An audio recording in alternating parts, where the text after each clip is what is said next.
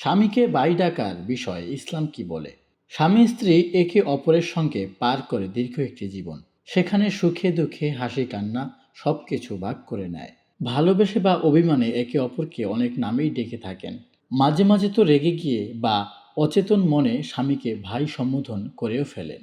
এ বিষয়ে ইসলাম কি বলে? ভালোবেসে বা রেগে কোনোভাবেই স্বামীকে ভাই বলে সম্বোধন বা ডাকা ইসলামের বিধান অনুযায়ী উচিত নয়। কেননা হাদিসে এ বিষয়ে নিষেধাজ্ঞা রয়েছে। স্ত্রীকে বোন বলে ডাকা বা স্বামীকে ভাই বলে সম্বোধন বা ডাকা মাকরুহ।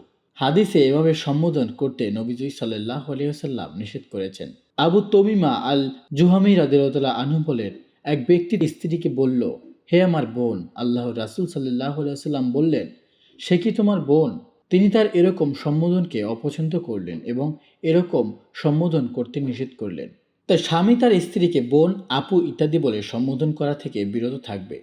স্ত্রী ও স্বামীকে ভাই, ভাইয়া ইত্যাদি সম্বোধন করা থেকে বিরত থাকবে। তবে কেউ এমন বলে ফেললে এর কারণে বৈবাহিক সম্পর্কের কোনো ক্ষতি হবে না।